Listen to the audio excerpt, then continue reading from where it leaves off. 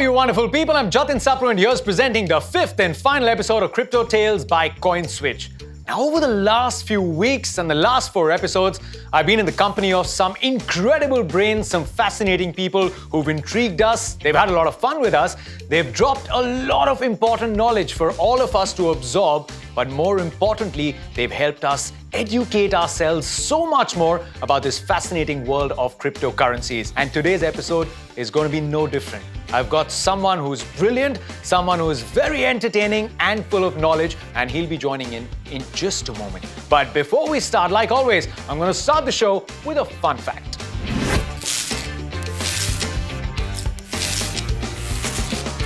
Maybe some of you have heard this, maybe some of you have not, but in crypto parlance, a lot of crypto investors often refer to this term called HODL, H-O-D-L, which simply means to hold.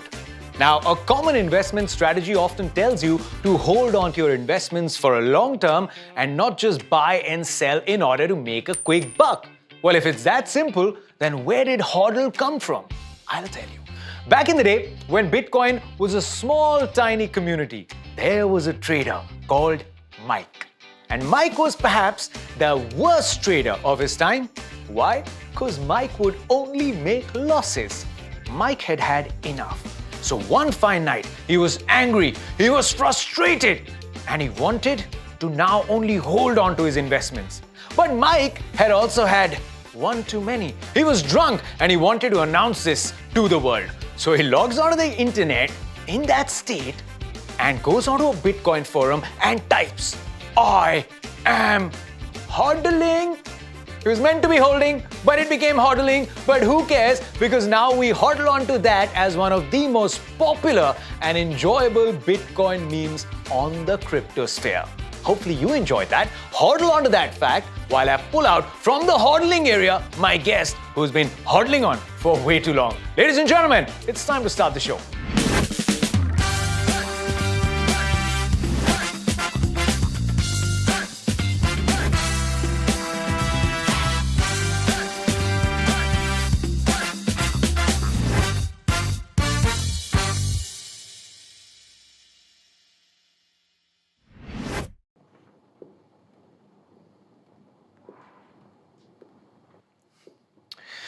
Suhail, tell me, what was the price of the Bitcoin when you bought it first? Actually, I think I was late to the party. But having said that, now in hindsight, I'm glad I did when I did. But it was back in 2018. Would have been roughly about $5,000 US. $5,000 then, 2018. What is it now? 48, yeah, 48, 50,000, yeah, fluctuating there. Almost 1,000%? I like that. The sound of 1,000% somehow seems a bit better, yeah. We're glad. It's only about you feeling better. Am I the only one, or are there some friends out there that you ever shared this with? Timely sharing of information, I mean. Okay, I'll be honest here. For about the last 5 or 6 years, I'd been doing a lot of research, reading about it, trying to sort of find my way through the water, and then said, look, if I'm going to put my own money in, I've got to be convinced. And 2018 was that period. So that's the only reason, Sapru, why I didn't come to my near and dear ones. Anyway, moving on from your betrayal, how does this fit in?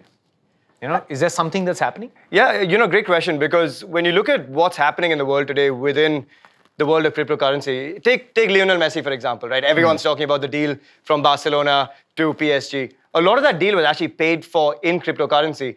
Then you go across to America and the Miami Heat Stadium has been renamed for the next 17, 20, 19 years, in fact, till 2040. They've got the renaming rights to that stadium paid for in cryptocurrency. Berkeley's University Stadium has been bought over and renamed with cryptocurrency as the key trading platform. So I think we're trying to understand that there's a large role, not just from a sponsorship perspective, but actually when you look at NFTs now, when you look at blockchain technology used for fan engagement, there's a huge part to play as well. And I think for me, that's a big role of exploration, because I think for us as huge sports fans, sportsmen ourselves in some sense, and guys who follow the sporting world so closely, I think there's such a large role to play in merchandising, in fan engagement, in how to create better fans and have that unison between fans and sports teams as well. So huge role, in my opinion, where sport and cryptocurrency are heading. I think that's a really cool point and a very important one. Lionel Messi, PSG, Miami Heat, these are big names, right? And you need this validation.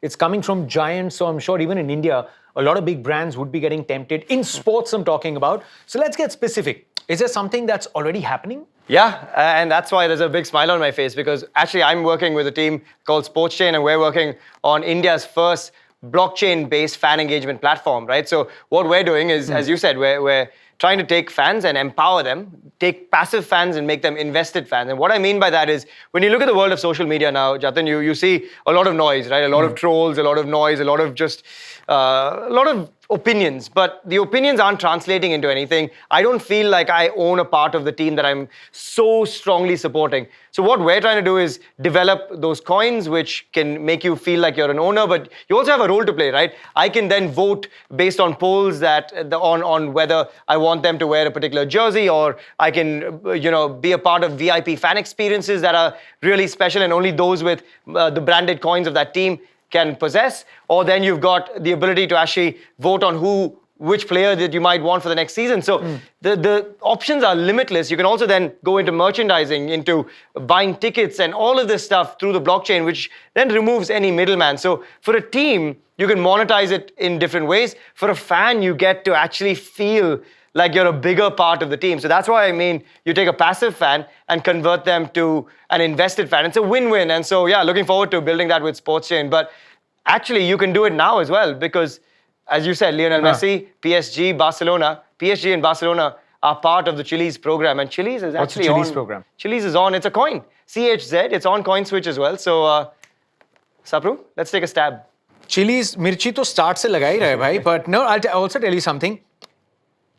How easy CoinSwitch has been for me as an experience, and all the other guests who have come in, what I've done is I've sort of diversified my portfolio. I love it. Whichever coin they've spoken about that has intrigued me the most. I've invested small amounts because I want to assess, right, and do my research. So hang on, let me get what I would have said to you is, given what you're wearing and how expensive it looks, Sapru, I would have said just buy some Bitcoin or Ethereum. But since you're a sports... How do you know in reality I don't have a few Bitcoins? I'm happily certain. This is just a facade, I'm putting up here. I'm sure.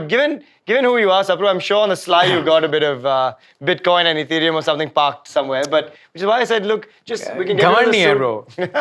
Okay, so Chili's is the one you're talking about. Yeah. Okay, CHZ. CHZ. Yep. Okay. There you go. I'm not going to show you the amount I'm investing. That's fine. Again, you'll get an inclination of whether I have a Bitcoin. I'll look away. But what you're doing now is you're becoming an invested sports fan, right? Because now what you can do with that Chiliz coin is now buy a team token of your choice, right? A football team or a sports team of any kind, and you now have a voice in that team. And I'll tell you, the most important thing is, when you're reaching out to all the fans, you have to make their experience very easy. Correct. Right? Because it might sound like rocket science, but when I got onto this app, CoinSwitch, I've just realized you go to your coin, you figure out how much amount you want to invest in, and that's exactly what I've done. In fact, it gives you a preview buy as well. Love it. In case that one extra zero. It's happened to me a few times. I don't regret it. He's got that many zeros in his bank account. We can't help it, right? Basically. Nice up. Please show me some respect. I have another coin in my portfolio. Chili's lagi? Lagi.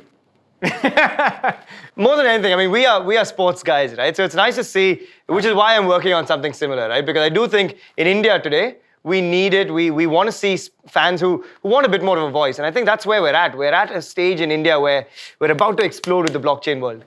I've firmly always believed in this. There are grounds that are made for sports people to step onto and play, but stadiums, stadias, teams and branding is done for the fans. Yeah. So if you allow them an immersive experience, which is this simple, I think this has to be the future. But what about the research? Simply put, what are the most important things that an early investor should look for on the World Wide Web before making a decision? Do your own research, because there's a lot out there. There is information. Whether it's at the touch of a button today on our smartphones, you've got access to exactly what Ethereum are up to, what Cardano is up to, what Ripple is up to, what the updates might be from a Polkadot or a Matic or anyone else, what Elon Musk is saying about Doge and Baby Doge and everything else that's going on. So there's a lot of information out there. It's for you, therefore, to dive in and understand what the technology is about, because it's not just some airy-fairy thing, right? This currency actually is not just a currency sometimes. There's a blockchain technology behind it. So I would say do your research, A. If there was one piece of advice I would give you, it's just 4 letters. HODL. Honestly, that's... Good job, Mike. Thanks. I'll rename my name to Suhail Mike. No, you don't want to be like what Mike I don't. was And until I'm he glad. hodled. And I'm glad, right? Like I said earlier, I had that FOMO of missing out too early. But I do think I needed to miss out then because I wasn't convinced. So I think you've got to be convinced, right? You have to have the conviction that you believe in blockchain, you believe in cryptocurrency, you think it's going to grow in a few years' time. That's why for me, even though I knew about it, say, in 2013 or 2014, and friends were telling me, dude, buy it now, buy it now, buy it now, I held off until I was convinced. And that was 2018, right? So whether you're convinced today, you're convinced in 10 days' time, 6 months' time, 2 years' time, take that time, understand it. But when you do take that deep dive, take it, be convinced, and hold on. At least you had friends who were trying to convince you, or at least telling you about this. But Suhail, been a pleasure, brother. Thank you so much for joining me here on Crypto Tales. Absolute pleasure. And just like that, we've come to the end of this fascinating journey, Crypto Tales by CoinSwitch. It's been an incredible ride with some of the sharpest minds from the world of cryptocurrency.